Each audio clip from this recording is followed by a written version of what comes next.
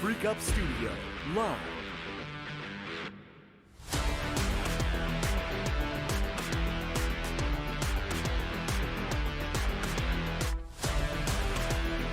Welcome back, everybody. We're halfway through the round of 4, and I gotta say, impressive performance there from Solar.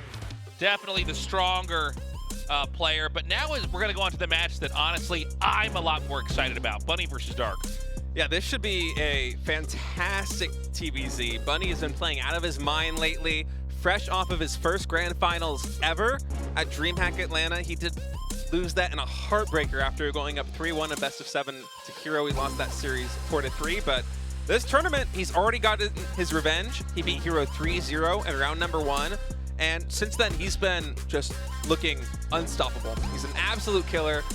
He ends games so quickly, he's so aggressive, and I'm excited for him to go into this match because if he's able to beat Dark, you got to think that he's going to be favored against Solar, right? And how great would it be for ByuN to end this year on a championship win after the heartbreaking loss at DreamHack Atlanta? Well, it would be another crazy upset in the many that we've already had here if he was able to beat Dark. The problem is that Dark is just so strong. He's a little bit more of a slow play Zerg, a slow burn Zerg, if you will. Yeah, we were talking about this on the break. He's like the Maru of Zergs in this matchup. He just plays so slowly. He did introduce that inverse Terran or inverse ZBT where he's not trying to kill the Terran. He's like, no, you come to me. I don't care how much of the map you have. We'll see if that's going to be a game that we get to cast here today with him versus ByuN. ByuN is one of the more active, aggressive Terrans in the matchup. He's definitely always had his own style of pushing, his own style of harassing. And honestly, he's one of the handful of players that was previously in the shadows of the other good players in GSL. It seems like he's finally come out on top. And now I would say that ByuN is top 2 Terrans in Korea. Absolutely. I think it's Maru and ByuN at the top. Perhaps Cure is right there behind him. ByuN, of course, is great as well. But ByuN and Maru just seem to be in a league of their own. And we'll see how ByuN's able to fare here against Dark, who, as we saw a moment ago, I think he's like 12-2 in offline matches versus Terran so far this year. He's just absolutely unstoppable. But this guy right here, ByuN, has got a lot of momentum coming into this series. He's such a good player. It would be kind of extraordinary if we had a Solar versus ByuN finals. Solar versus Dark is a predictable finals that I think Dark comes out on top. I think that's a very reasonable statement, but you know, maybe Solar can cause an upset there, and you know, maybe we're gonna have to appreciate that things do keep changing here for GSL. But ByuN, look, especially in the later part of 2022, he's really taken his own style and leveled it up over and over and over again, and is basically becoming more and more of an in-your-face Terran player that Zergs are going to have to figure out a way to stop. Yeah, he does have kind of his own little take on this matchup as well as TVP, where he plays very drop-heavy, he's quite aggressive, he doesn't like to play the long game very much, but it's not because he's not good at it. It's because he's so good at everything else. Right.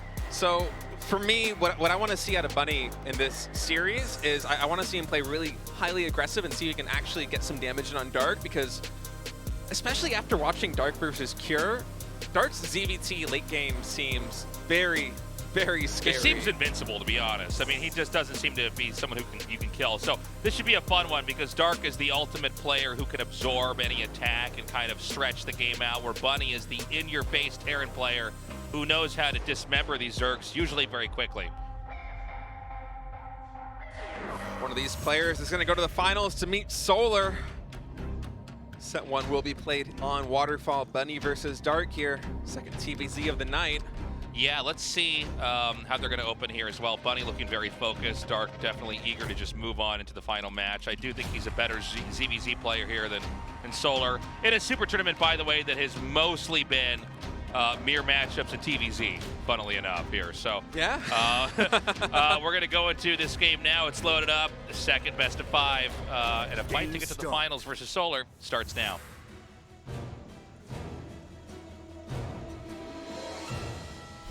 Terran, ByuN.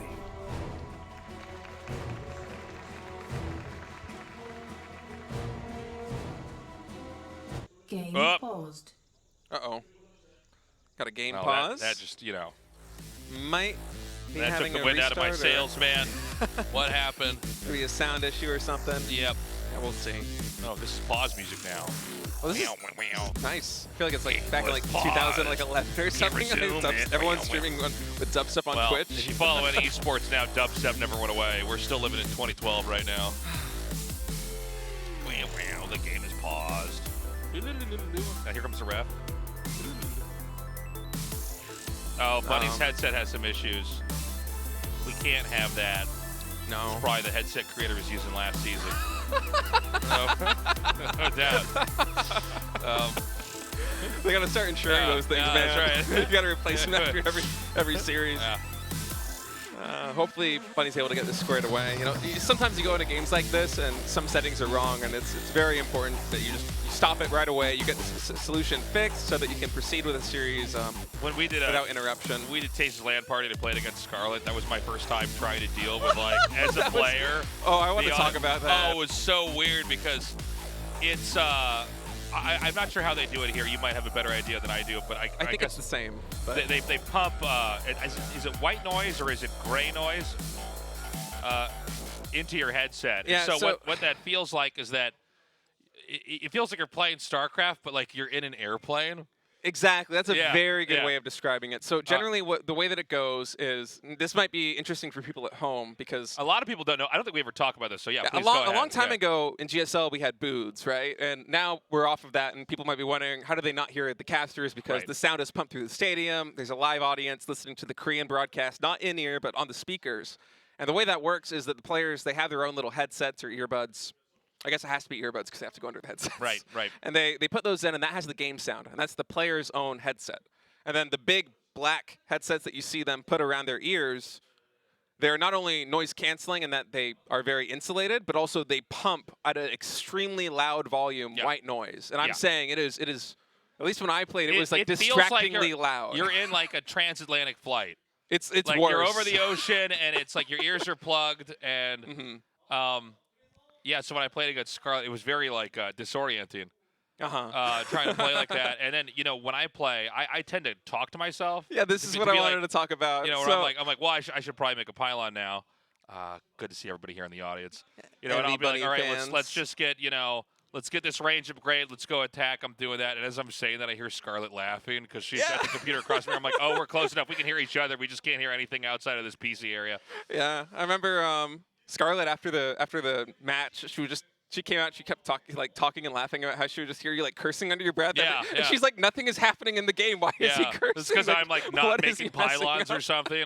I'm so bad that I'm basically fighting the ability to just make my stuff in my base. That was a great story. We've actually resumed the game, so the headset issue was ignored. We've cranked up the resolved. white noise. Yeah. Or is it no, I think it's pink noise they use. There's a difference. Yeah, just some minor issue. Maybe it was even with not the white noise, but actually the headset or something there for Bunny. But yeah, we're going back into the game. We do not need to restart, so we are just resuming where we picked off from.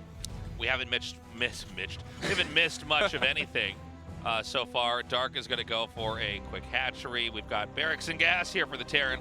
What is the difference between white noise and pink noise? Do you have any idea? No, there's like it's like the way it sounds. There's a couple different noises. I think there's gray noise. And I listen to brown noise when I sleep in a place like a hotel room because you hear like sometimes the ghosts. The ghosts. Yeah, exactly. Took the words out of my mouth. The people that were murdered in that hotel you stayed in. Yeah, I know.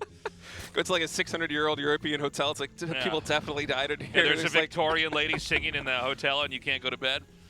But I listen to brown noise when I sleep in a hotel because, like, the ghosts, of course, and sometimes the refrigerator will start whirring, or there's like odd traffic outside, or like some drunk people like yelling on the street. Sure, yeah.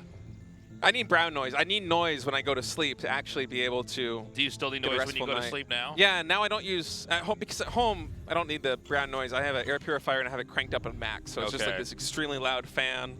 Also, the air is really nice. That's nice. There's no use dust, my cats. no mungie. My cats are my white noise machines. They purr when they sleep? They purr. They all purr, man. While they sleep? Yeah, man. Some happy cats. You're doing something right. If they stop, I wake them up. I go, get back on that purring. I go, I work all day, all right? It's your turn. You got the night shift. Get back to purring. At least you got 3 of them now, so they can take shifts. Yeah, that's right, man. All right, tag team in and out. So in this game, we've got 6 Lings coming here. The Terran is going to... Oh, it does not intercept the drone, excuse me. No, barely misses that. So Dark is on point with the drone transfer to the third base. Going to get that hatchery planted in just a moment. So we see his minerals coming up to 300, and Bunny's going to do his best to try and get some damage in. Actually working his way up to the main ramp. Even gets a Ling. Some nice damage.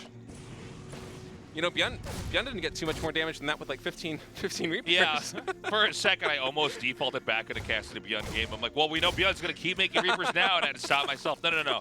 This is funny. Yeah, ByuN of course did get a little bit more done than that. He got a queen and he forced a lot of Lings, but getting a Ling like that, it's not something that generally happens here in TVZ. Well, I do nice think that the Reaper pressure is like probably generally the least exciting and eventful thing that can happen in a StarCraft 2 game, because usually they both control perfectly, and if they do get something, it's literally a Ling. Yeah, it's half of one supply. Or they force the Zerg to make 2 Spore Crawlers and then cancel them. Right. Oh, he gets a Creep Storm. Is he going to get 2? Oh, it's actually sick. Oh, gamer alert. That's actually a lot of damage now. Yeah. That's way more impactful than killing 1 Ling. This is the craziest standard TVZ early game I've ever seen. Yeah, that's great for him. Dark had actually sent his Lings all the way cross map now, and speed is done, so he was potentially hoping to get some damage in. I'm a little surprised that Dark didn't immediately send those Lings into the natural expansion here for Bunny to try and either get an SCV or damage some Hellions or something, but this Reaper is still causing trouble here in the main base of Dark. Speedlings will, of course, eventually clean this up, and now the Lings are going to be heading into the natural expansion here for Bunny after he sends the Hellion, so perhaps this was the timing that Dark was waiting for. Yeah, Dark is so good. He just knows exactly the textbook timings, and that's 3 SCVs already going down. The Hellion's actually returning from mid-map. Yeah, this is like so much damage for so little. Like, that's the exact number of Lings where you can't fight it with SCVs. The Hellions have been pulled back, so they're going to already lose a lot of momentum there. He saw, by the way, he gets to scout when he does that with the Lings too. It's easy to forget, but he sees Banshees, he sees Cloak. And so far, I mean, Dark kind of parrying every attempt here from Bunny to get anything done. Such an experienced veteran move. Here I was wondering why he hadn't just sent the Lings in as soon as the speed was done, because that's the fastest they can get in there. But no, Dark knows the exact timing for the build that Bunny is doing. When are the 4 Hellions out? When are they going to move cross-map? He waits until they're almost mid-map, and I don't even think he saw them. He just knows through his experience when that's going to happen. Swings into the natural expansion, gets the full scout, handful of SCVs, just killer play. Okay, another Banshee comes out. And, you know, so far, very little has actually been achieved with this Hellion Banshee combo. We are going to be transitioning into heavy bio here. I don't think we're going to have a mech game from ByuN at all tonight, by the way. No. It would surprise me if we did. It's not really Bunny's style. He often likes to play a lot more aggressively. Maybe the closest we'll get is if one of these Dark games goes very late. We might have Ghost Mech as the endgame composition for Terran, but besides that, there's almost no way that we're going to see mech in this series. Dark continuing to keep some Lings on the map for counterattacks, potentially to intercept some reinforcements later, and actually these Queens not in position. 3 drones go down. Banshee's going to try and pick this one off. Transfuses come in time though. Dark's going to use this opportunity to come in. Oh, the natural ramp's not done! Yeah, and he's going to come in once more, and it's like... Oh, the supply depot as well. Oh my god. I mean, this is so much damage. Even the mules are pulled. Shut down. I mean, this is already a pretty masterful game here from Dark. And, you know, it looks easy, and it's very subtle, but just having the right amount of Lings. He knows that basically when you do these attacks with the Banshees and the Hellions, you don't have stuff back at home. You don't have like 2 Hellions there to like, you know, absorb the attack. So he just sends the smallest amount of Lings necessary. You know, we see a lot of these games where they'll send like 30 Lings in there. He's like, no, 6 or 8 or 10. 6 Lings, 8 Lings, 10 Lings is enough to get it done. And yeah, Bunny kicking himself for not having a supply depot finishing that wall, because if that wall is fully closed, it's a different story. Yeah, those Lings bounce right off of it, but you know, it's not the case. And so here we are. Feels like Dark is just playing a fantastic game so far, in a really good position. Just think of how much damage he's gotten done and how much information he's gathered already with a handful of Ling counterattacks that he's done, and as a result, he's already at 64 drones going on 4 bases. Has the vision as well to deal with this. Drops Spore Crawler perfectly positioned, and Bunny is deflected yet again. back at home, Bunny's continued to muster forces, but you know, we got to see if the push can come out. I do want to point out, by the way, and I don't think we're going to have that kind of game, but it would be a mistake, I think, in the cast to not mention it. This is the map where we saw Dark go for that insane inverse ZVT. I don't think that this game warrants that, but let's just see. There's always the potential. It just takes a couple of skirmishes and the game to kind of reach a point where no one can really kill the other player for it to get very stalematy, very fast. And you know, the way the early game has gone for Bunny, if he doesn't start to find some damage or some at least favorable trades in these next couple of engagements, I wouldn't be surprised if he just started to kind of play for that extreme late game there in TVZ, because yes, Dark is one of the best Zergs, if not the best Zerg in the world at playing that late game ZVT style. But if you run out of options to kill the Zerg in the mid game as Terran, it's kind of what you have to do, right? Right. ByuN now getting some damage in. Dark did want to take that 5th base, but it gets denied. Same time, Bunny all the way to 3 o'clock position, taking down some Creek Timbers. Does lose those Hellions, but they don't have too much value here in the mid game. Okay, the medevac's going to be driven out now.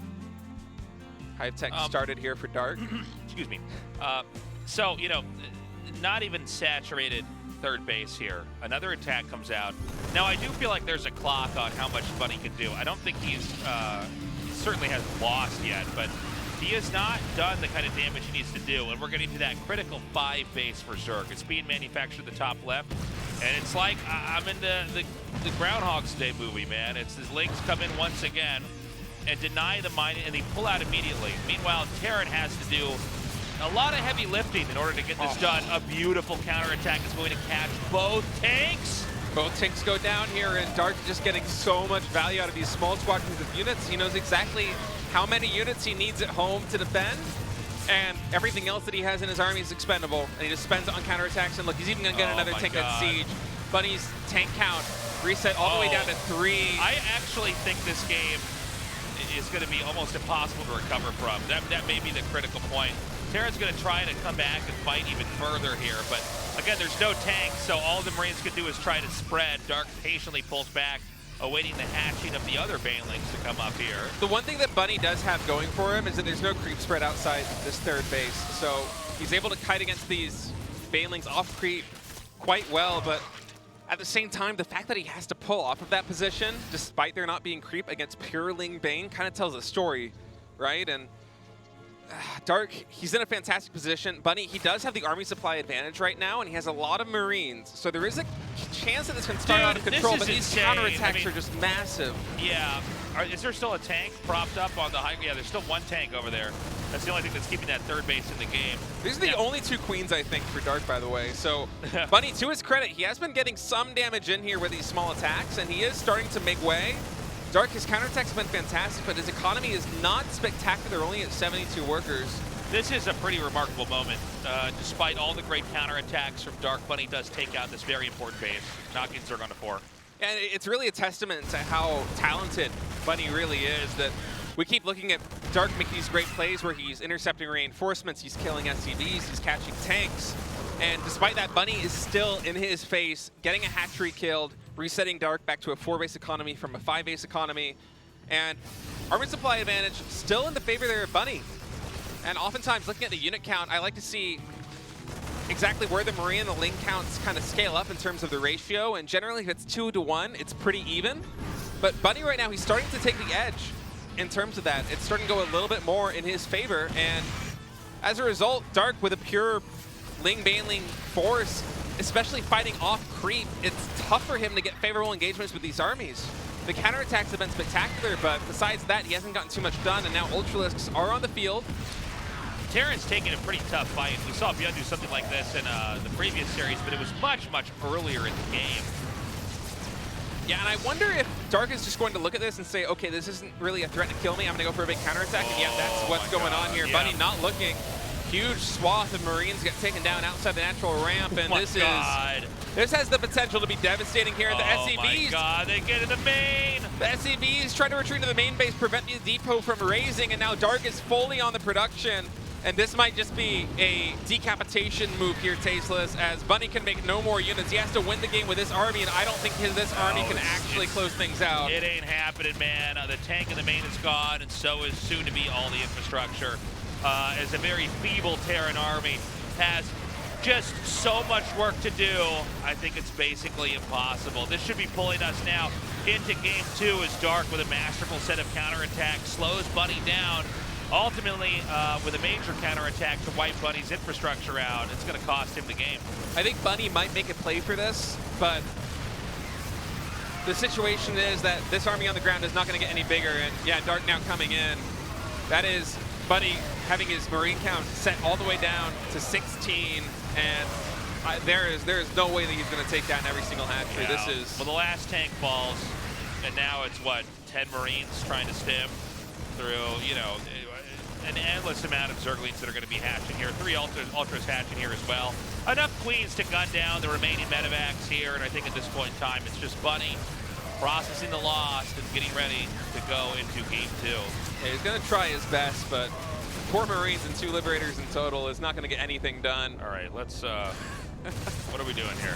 It's the Great Migration. All right, there it is, GG. I was like, I can cast this for as long as you guys need, but at some point in time, we do need to, you know, we do need to go into game 2. So, look, I mean, Dark looked so scary back there.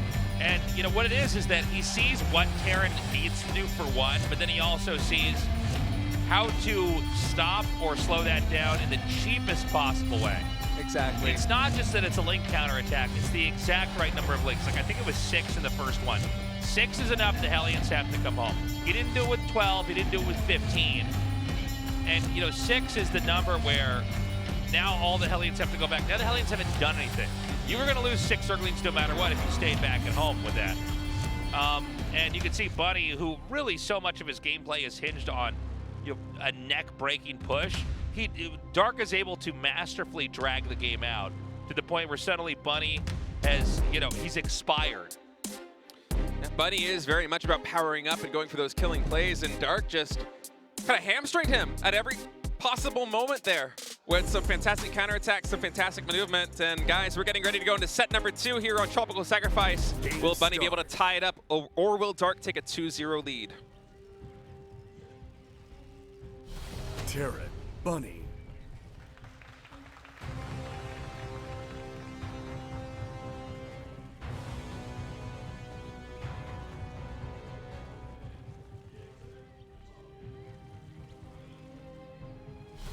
Zer, Dark.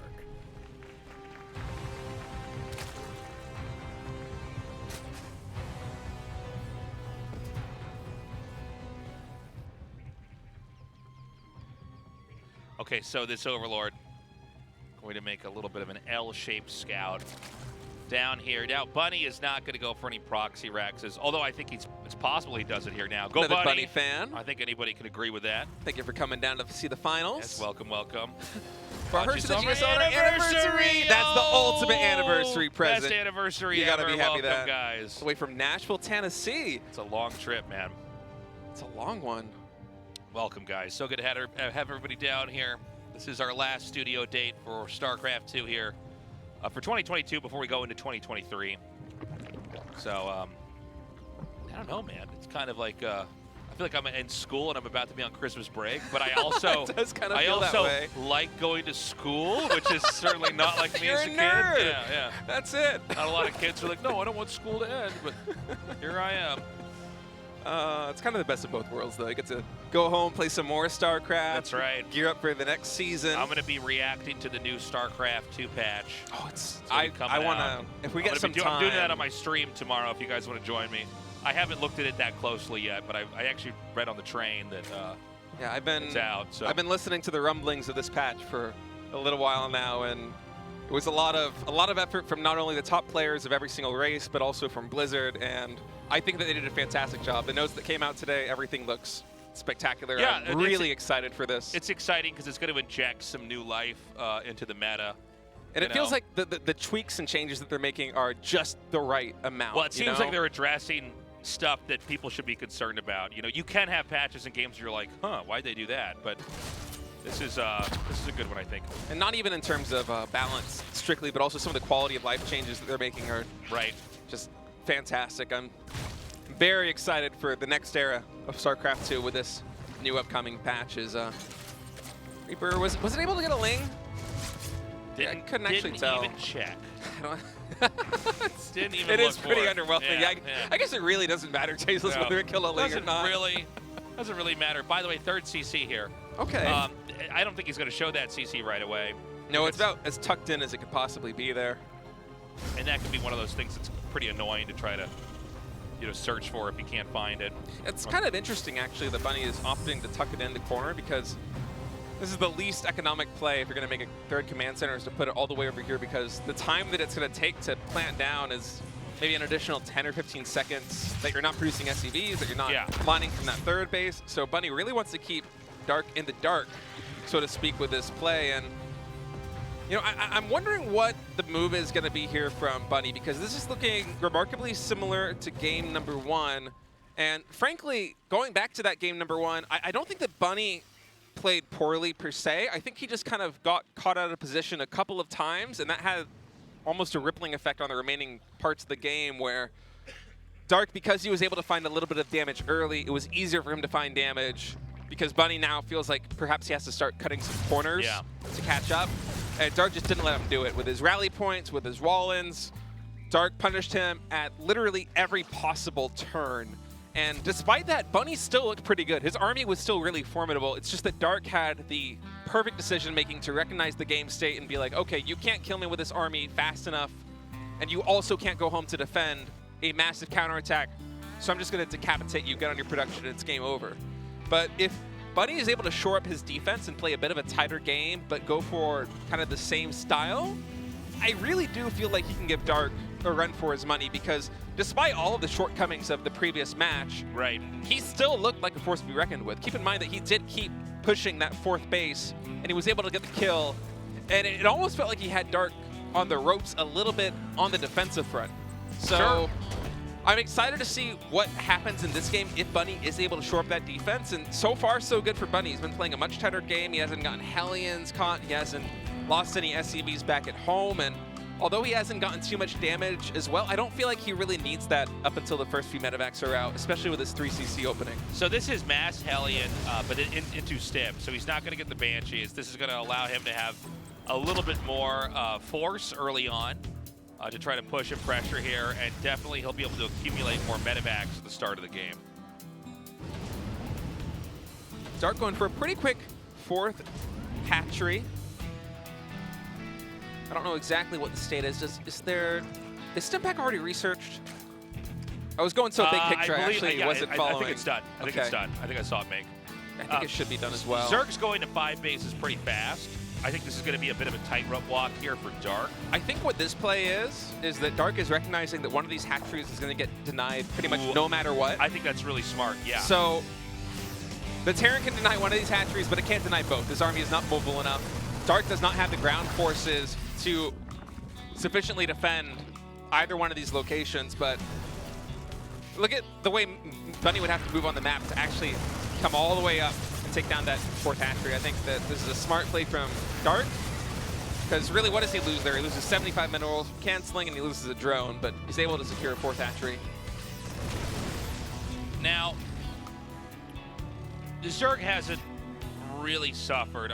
By the way, I really like what you said there, Ryan. That was really smart. Like I've seen this in the past, especially in some really old StarCraft 1 games. You just take 2 spots. You're like, I just need one of these to get up. This is something that Dark does kind of often. I think he might have actually done the exact same thing on this map against Cure, if my memory serves. That might have been a different Zerg though, but it's a very smart play when you have expansions like that that are both kind of easy to defend. One's not necessarily better than the other, and they're very far away from each other. So 1-1 is coming along now, and he's just going to try to scoop up that base again in the bottom right. But Terran hasn't really laid out a push yet. Not that Terran should have, though. I think it's totally appropriate to try to poke out bases and keep some control of the game until you really think it's the right time to come in here and actually do a blow that is going to do some damage. Now, Zerg's going to tear down these rocks. These rocks are oftentimes a focal point for the Terran to put tanks behind. It looks like Terran's going to barely deny that, although I think these Marines are going to eventually be driven out, and the The rocks are going to fall shortly after. And Dark might even be able to get this 5th hatchery up, which, if he's able to successfully double expand like this, it could be trouble here for Bunny, because suddenly if he attacks, he's not resetting Zerg to a 3 base economy, he's bringing Zerg down to a 4 base economy, and wow, Dark is very confident with his defense and his macro, also already going for the Infestation Pit and the Hive Tech. 2-2 started for the Zerglings as well, so I'm really liking the way this game is shaping up here for Dark from a macro perspective, and I think that now is the time where Bunny has to start ramping up the pressure, and that looks like exactly what he's going to do. Okay, another big push up here. And I gotta say, he does take the Hellbats out there. I don't feel like this is quite enough, but you know, there's not any queens here to try to drive this away. A lot of Lings. See, this is the balancing act that Dark is so good at. Same down here. It seems like, well, that might be barely enough to fight that off. And then you can see Terran goes, oh, maybe I can go in the main. And then you see, no, there's actually nowhere you can go. He's got this covered perfectly. Yeah, Dark is just completely on lock right now. Now, Terran is taking a 4th base. This is going to be over at 9 o'clock. But Zerg is continuing to pave the map with creep, continuing to grow. Frankly, unimpeded. Yeah, Bunny really hasn't been able to get too much damage done, and you gotta wonder whether the window is possibly closing for a kill move here from Bunny.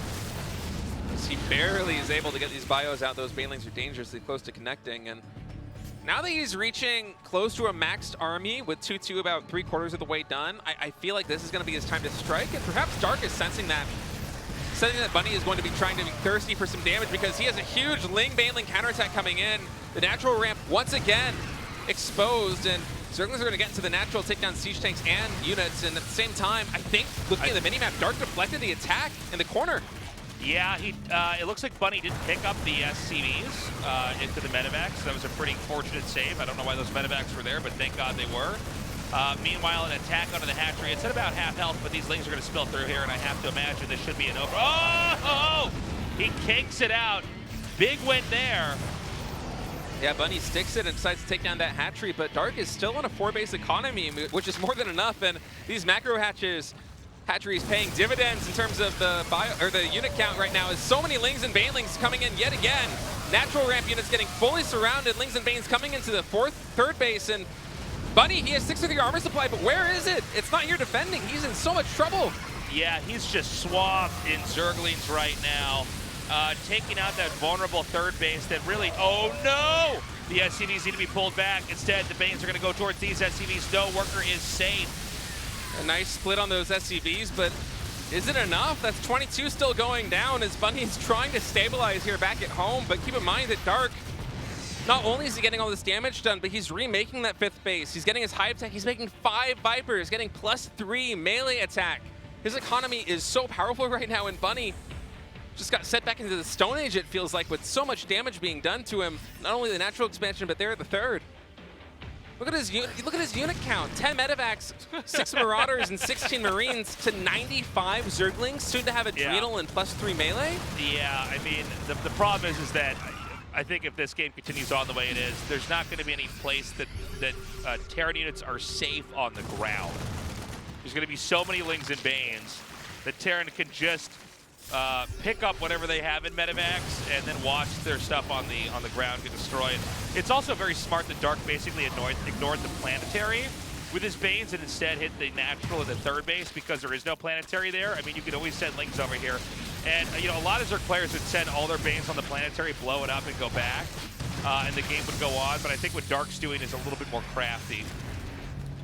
Yeah, Dark recognizes exactly what the situation is in the Terran base and knows that he can hit both the natural and the exposed 3rd orbital and get a ton of damage in. And what he does is, oh man, more Baneling connections. So many Marines got hit right there at the front line. And Bunny, he does have 81 army supply, but he has very little economy behind it, only 46 workers. And a lot of that army supply, it's here in air units. It's in medevacs, it's in Liberators, and now parasitic bombs coming in. This is 4 Vipers, this is not 2, so that's so many parasitic bombs. As Bunny just feels like he has no way of getting anything done. Well, I think it's basically too late. You know, we're watching these Lings above this. There it is. These Lings are going to come in again. I don't see a medevac, so there's going to be no way for these infantry to escape. Again, not the most ideal trade for the Zerg, but again, he's slowly getting sanded down into nothing. And we've got 34 more links being made here. Again, normally there's some Banes in with this, but at this point in time, it's like, you know, what is left for Terran? Zerg expands again. Oh God. It's a lot of Banelings tasteless. 38 plus 3 Banelings with a ton more Adrenalings. And I just, there's no way in the world that Bunny's army on the ground can match this unit count coming out of Dark, and that's going to be it. Dark goes up 2-0, GG, as Bunny just could not stop Dark from powering up. He had no way. It felt like Dark took almost no damage that entire game, and he just powered up like a machine. That was sick. I mean, I got to say, like, Dark really does seem to be, like, on another level today. And that's how you do it. And again, I really want to hammer this point home, is that the fact that he ignored the planetary, which most Zergs just dive on the planetary and kill it because it can't live. It's so much smarter to hit the natural and the orbital and ignore the planetary, because you're going to get that later on. Terran is having to fight all the investment in that planetary, everything else. It doesn't help at all. You know, and instead the Banes, they get the trades, they hit the infantry, and eventually, you know, it's at the point of no return, and Dark closes the game out. Perfectly said. It feels like Dark has such a good read on this matchup. In two kind of different games, Dark is able to recognize situations that might be hard to notice for a lesser Zerg in terms of what Terran's vulnerabilities are. In game number 1, it was coming in with a very small number of lings, whether it be 6, 8, or 10 lings, for counterattacks that force the Hellions to come home, that kill a handful of SCVs. Or then to come in again when the wall-in is down. And that's game number 1. In game number 2, he just defends, takes no damage back at home, and when he feels like Bunny is finally fully powered up with his army, he realizes, okay, this is going to be Bunny's time to strike. I'm going to force him to come home and defend. And even though Bunny had the army to deal with it, it was woefully out of position. Dark got huge damage in. Just phenomenal ZBT as Tasteless. I think we're getting ready to go into Inside and Out. I think it's time, State. Game 3, in and out. Oh, in and out. In and out burger. In and out burger, guys. Inside and Out. We're going to go to map 3. Let's see if Bunny can come back.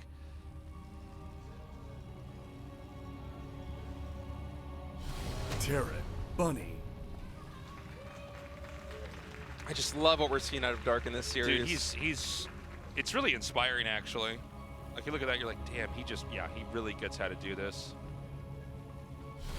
Zerg, Dark. Zerg Dark.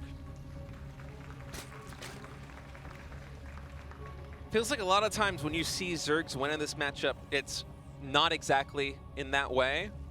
They aren't able to just kind of decapitate the Terran game after game, as we saw both in game 1 and game 2. And that's just kind of what Dark is doing. He's not needing to wait until Terran gets up to 4 or 5 bases and then plow them while he's on the 95 drone economy.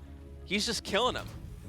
And it's kind of a refreshing take on ZBT, especially after some of the longer games that we've had in Season 3. And well, it's also interesting that he can really morph his play style to the opponent. You know, a lot of players, and I think people that are still, you know, they're trying to grind up ladder. You know, I know I've experienced this where I'm like, well, I have this, like, a couple things that I do. You know, I'm not as adaptive. You know, when you get somebody like Dark, he just knows exactly how to, you know, change the dials on his play so that it can, you know, accommodate any opponent, basically. It's one of the things that's necessary to be a championship Zerg like Dark is. And I think you're exactly right about that, too, because, you know, when Dark was in his interview post-match after the series against Cure, where Dark and Cure played, I think it was it more than an hour? It was like an hour-long game. It was almost an hour. Yeah. It was an insanely long, hour-long game. And Dark said in the interview, he recognized the situation was he could not possibly break the Terran on 5 bases. The only way that he can win is to make basically the most cost-efficient composition and go for a mine-out scenario. And to be able to make that decision in the moment, in a quarterfinal, in a semifinal, in a grand final, is what makes a player a champion. And you see him doing the exact same thing in these games, where he understands exactly where Bunny is at because he knows the matchup so well. And he's like, no, I can just kill him by making lings and banelings here. Yeah. I can just come in with these specific timings, go for these counterattacks at the right moment, and get insane amounts of damage done. And he did it in game 1 and game 2. We'll see what he does in game 3. But the scary thing for Bunny is that Dark might not necessarily do that. He might not need to. He might react based on something else that you're doing in your opening and go for a different kind of play style because he's just so good at adapting to the situation. Yeah, it's kind of incredible. This game, by the way, we don't have a whole lot to say, really. Looks like a third command center started, so it should be kind of slow. We'll see if Dark elects to do something pretty radical, like some kind of a rush, but I don't think he's going to do it. You know, bear in mind that, you know, as far as Dark's concerned, this is the last bit of ZVT he needs to show for the year. That's true. If he wins, he goes up against Solar. It's, of course, a different matchup, and different matchups have different parameters you got to follow. So, like, you know, I don't know if he has any surprises here, but I feel like you look at the way Dark plays, why would you not just play reactive? I feel like both players just have to give literally everything that they have got in this kind of scenario, because not only is it the last offline event of 2022 Tasteless, but also we have that patch coming down the pipeline. Right. The game is going to change. We're about to say goodbye to this iteration of StarCraft, and it's been long enough. We're going to push it out the door, all right? Let the new patch in here, all right? We're going to send it on a Greyhound into somewhere and never see it again. I want the new patch to come. Go up to the farm. Okay, Ro.4. Maybe he will be a little bit aggro here. Yeah, a little bit of a change. You can have defensive Roches too, though. Roches. You can have defensive Roaches. Excuse me. There's a couple different French ways. for a second. Yeah, I'm also juggling my words a little bit today. It's one of those days, Tasteless. Yep. Final day here of SuperTournament. So Stim starts over here for Terran, as both sides are just continuing to muster forces. We do have 6 Hellions here. A lot of this stuff is kind of in the same ideas at play, I guess you could say, here from the Terran. For Bunny, there's a little bit of adjustments. I'm not sure if we saw the spiking out of him in the previous game, so in this instance, he's going to try and get a bit of air control and deny vision from Dark with these Overlords to potentially set up spots for drops to be more effective later in the game. But besides that, it's kind of the same thing. We're going for the second command center, then very quickly going into the third command center off of what I think was a 2-on-1, and just trying to find some damage with Hellions and Reapers early and power up on that. And so far in both Game 1 and Game 2, Bunny hasn't really struggled so much in these positions. Game 1, he did get kind of caught with his pants down by some counterattacks, but besides that, the play was pretty solid. So I kind of want to see him go for a little bit more aggression than we saw in the previous map, because last game, it seemed like Dark just completely spiraled out of control. Ling's going to come through here. See those Marines moving out. Again, this should be a fairly slow game. You know, both sides powering up. We've got that layer almost done. A couple Roaches being made. Is he going to go try to punt the third CC away, I wonder? I wonder if this is also potentially a play to defend the siege tank push that will inevitably come here on inside and out. He's going to go Roach Ravager, basically, and, you know, get enough Ravagers to nuke the tanks and try to basically have, like, that battle Zerg style, which we haven't had much of. I mean, Dark was mostly doing counterattacks in the other games. Well, on inside and out, there's so many good siege tank spots on both possible fourth bases for the Zerg. I like what you were saying there, State. I feel like if you're going to kill a tank, it's not because you've actually managed to overrun it. I think you need to snipe it with the Ravagers. That's the only recourse Zerg has. Yeah, if we think back to the ByuN versus Solar games we played earlier today, how difficult it is for Zerg to kind of remove siege tanks from these very defensive positions, whether it be by edges of terrain or behind mineral lines with Marines on them. It's very hard for Zerg to do that cost effectively. But if they were just on Ling Baneling, for example. But with Roaches and Ravagers, you have a little bit more flexibility where you come in, your Roaches and your Lings tank up a lot of the fire. Maybe you'll lose some Ravagers to bio, but if you're able to get the bios down on the tanks, they're not able to unsiege quickly enough, and you're able to reset the tank count. And if you're able to reset the tank count, you're probably able to get a fourth base up here on inside and out. So we've got a small Terran army down here. He's not going to deny anything because Zerg didn't really take that spot.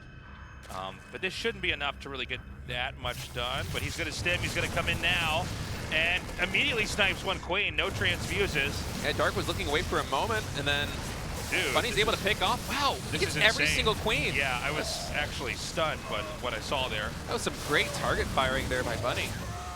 Takes out the weaker medevac here. There should be enough Roaches. You can't really get anything done with this drop. Now, that was pretty impactful that he got the queens, but you know, over here, the Zerg looks like they're going to try to open up this part of the map to attack. Now, with that barricade up with the depots and the bunkers and the tanks, I don't know, man. I feel like you can't get in there.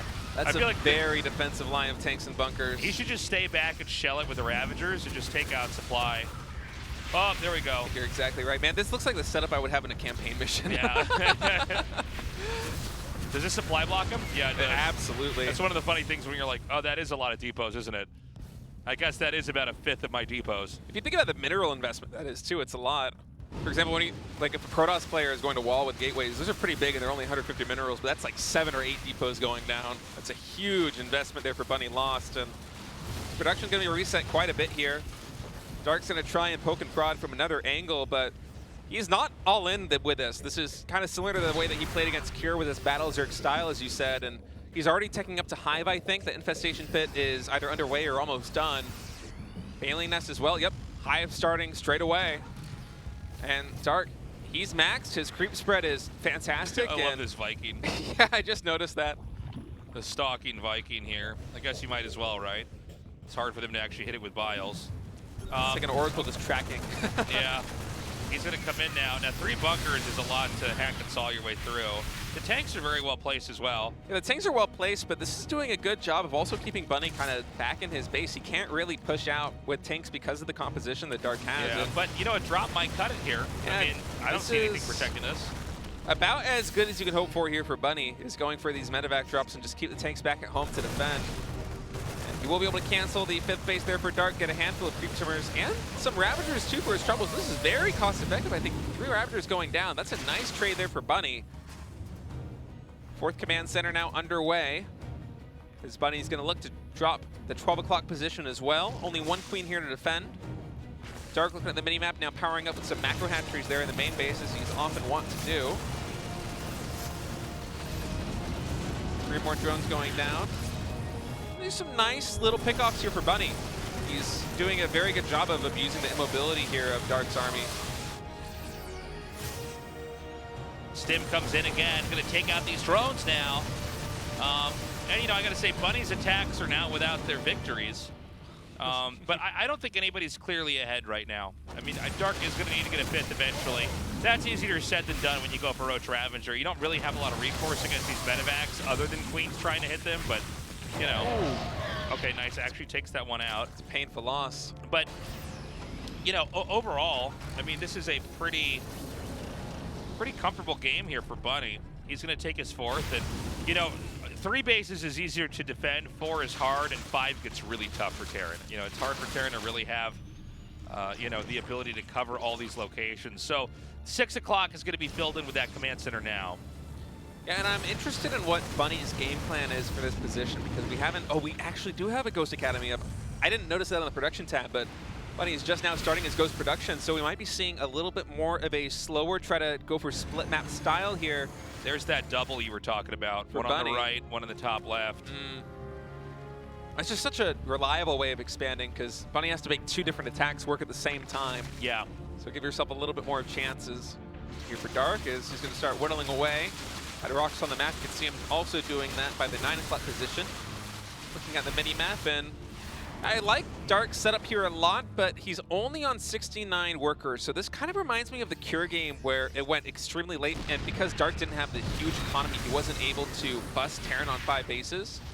I don't know if this game is going to go the same way, but it certainly has the potential. Yeah, you know, we're seeing the you know, weak points here of Roach Ravager. It's a little bit tough to kind of force anything. Now Terran's going to come out here and fight. Eventually Zerg will have to trade out supply. Nice snipes on these tanks, beautifully done, and he pulls away immediately. 64 lings in the mail here. That's a bit of an overextension there for Bunny, and the siege tank count, he's been working on building that this entire game. Yeah, if he could just basically whittle the tanks down before they start to set up shop outside of one of his hatcheries, Zerg should be able to muster enough units to then come in there and flatten that push. Oh, and Aspire's going to finish. Look at this, 1,000 gas being mined right now, or in the bank, I should say, here for Zerg. Yeah, so let's see if Dark trades out this army and then remaxes on something a bit more powerful, but ooh, a little bit of indecision there. Tanks, a lot of siege tank shots there with the Roach Ravager, a lot of damage coming in on that Bio army. This Bunny, he doesn't want to play that super late game. He knows how good Dark is in that situation, so instead he's going to engage right up here. Oh my God, huge blinding clouds here, taking out these tanks. And he's just sliced this army in half here. Another blinding cloud goes down as Dark is cleaning house. Yeah, that's some fantastic blinding cloud usage there by Dark. Every single tank neutralized in that fight, and now the Greater Spire is in production. Dark sitting happily here on 5 base economy.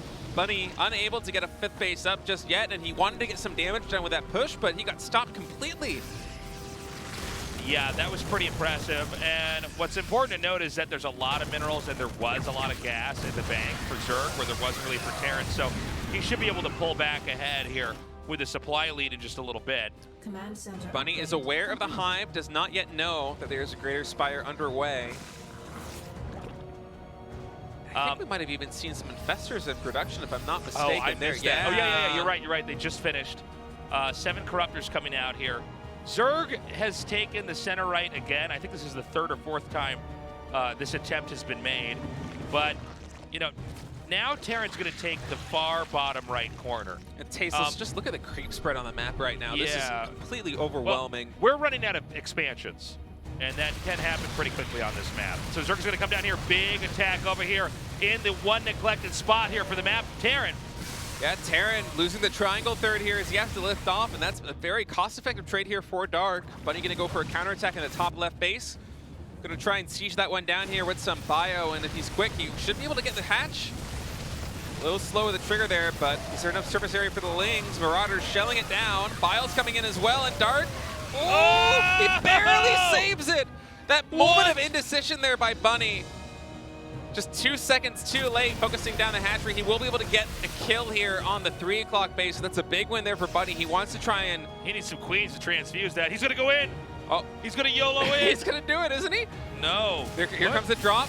Sim Marauders, All 2 right. more shots, nothing's going down. Meanwhile, Broodlords have hatched, headed southbound towards the Terran.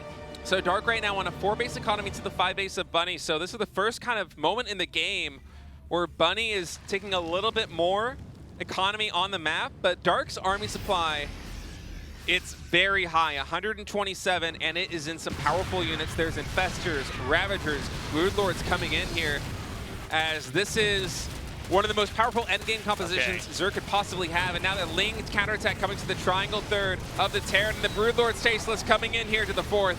Yeah, and he's going to back out. Now this base is going to fall, and you can see that now the bottom right base is isolated. So Terran is in fact on 3 bases right now because there's no way this base could be salvaged. Wow, what a great job there by Dark of counterattacking and isolating the 2 exterior bases there for Bunny. And now Bunny, although he had a few moments where he was 5 base against 4, down to 3 versus 4, and Dark is re-expanding. So I'm trying to think of Bunny's path forward here in this game. He has to reestablish these bases, but you were talking about it earlier, Tasteless. It's so hard for Terran.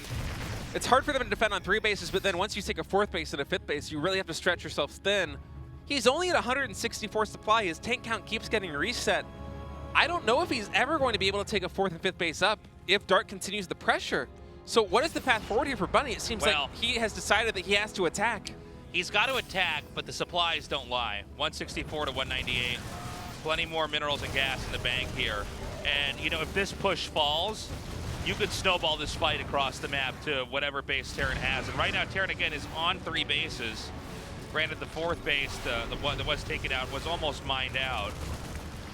Corrosive Bile wouldn't hurt, by the way, if you fungal those Vikings. It's a little bit easier to try to tag them. Ghost coming in, trying to find some damage. Gets a scan for the vision on the Infestors, but not able to get too much done as Bunny, and this is such a hard engagement to have. Yeah, no, this is tough. There are a lot of Ghosts on the field, though, so if Bunny is able to get some snipes, there is potential. Ghost coming in yet again.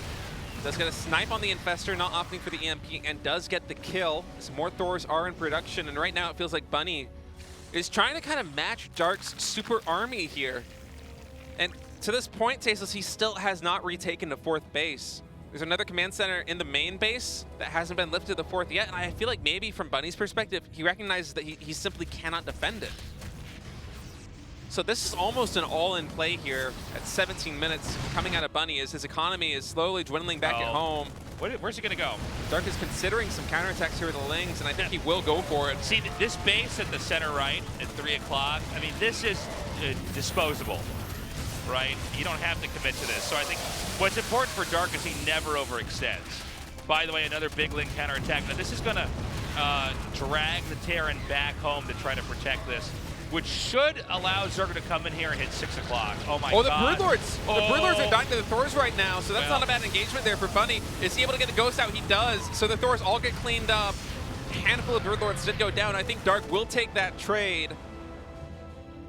Things in the main base finally get cleaned up, and now 82 army supply to 122. Bunny really has to make something happen with his army because Dark, not only is he maxed for Bunny's at 117 supply, and here we go. Ghost sniping the Broodlords. This is a big win for Bunny. He needed this to have a fighting chance. But I almost wonder if it's beneficial for Zerg to free up supply and then just hit somewhere else, right? I mean, we're really in the Terran's death throes here. Look at all these Banes.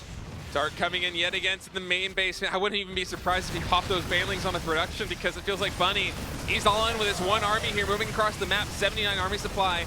Dark with a 6K resource bank. A lot of it is gas though. Because Dark, it seems like he's just gonna send enough links to the main base of Bunny to force Bunny's hand, excuse me. Bunny's gonna try and make something happen. This is a mostly Ghost and Marine army coming up here, and the Banelings rolling in. Tasteless Fungals get the army! That's it! GG, and Dark is gonna be your second finalist. He's gonna meet Solar in the grand finals here of the final Super Tournament of the year. It truly is for this patch the kind of finals we should expect. The Zerg versus Zerg. All right, Dark does manage to beat Bunny, and what a way, man. I mean, this guy really just has such a grasp on the race in a way that I think nobody else does. He's going to go up against Solar. I got to say, it's going to be a tough match for Solar. If Solar can pull this off, I will be very, very impressed. Yeah, that was just a spectacular ZVT from Dark. Every single game, it felt like he had a perfect read on the situation. And I don't think there was a single moment in any game where I was questioning any of Dark's decisions. It felt like, given any circumstance, he was making the right call. Yeah, I mean, he really played like an S-class game. And, you know, it's funny because Bunny, he really did set up for some very nice pushes. But the problem is that all of these really strong pushes are hinged on getting there at a very specific moment. And so the fact that Dark is able to delay that over and over and over again, suddenly that strong push doesn't matter anymore because the Zerg has so many bases, or the tech is obsolete, that from there Dark is easily able to navigate the game. And especially the way that Dark approaches the matchup. He goes for macro hatcheries in the main base and he plays on a lower drone count, usually closer to about 70, whereas a lot of European Zerg players might go up as high as 95. So his army on the ground is way bigger, and as a result, it's so hard to get damage in. His defense was just ironclad. Yeah, I mean, it was something else, man. And I'll tell you, these skill sets do transfer over in ZVZ. I mean, a lot of the counterattack stuff, especially if you get into macro ZVZ, it can be very, very difficult to try to keep up with. When you see little Lings or Roaches forking off in different directions and hitting different spots. Also, a question is going to be, will we have a long macro game? Because sometimes ZVZ can be incredibly short and incredibly mid-game focused. Yeah, it's one of those matchups that does have the tendency to snowball in one player's favor one way or another early in the game. So we got to keep talking, man. I look over and they're looking at the This is the GSL experience. Is where, like, when will we end? So when we do this segment, they're doing a Hot 6 promotion. So I got to chug that. There was the moment before where you told me, like, for the intros and the games, the secret is to go look at, I think, Castor Park and kind of if you listen to Castor Park, transition. you're going to hear him. He'll say Shijak Hamnida, which means we're going to start the game. Oh, so you're listening to keywords too. I mean, I'm learning so much. But you can hear just like kind of the flow of his voice a little bit. I try to go by the flow sometimes though, and I feel like I get baited. Like, I think that they're going to go into the game, but and it's we still also like another easier 15 from where seconds. I'm at because I can see them down there too. I look behind you and I see what they're up to. You're like the Terran spawning on the bottom instead of the top. My add-ons are on the wrong side. That's I'm right. getting Baneling You busted. all your add-ons are over here, so it's not safe. Or my add-ons are over here. Anyways, like this was, I don't know, this has been a great day of games. It's been a great tournament, a lot of upsets, some fantastic semifinal matches, and I think the ZVZ finals is everything we all hope for. Yeah, I mean, I don't know.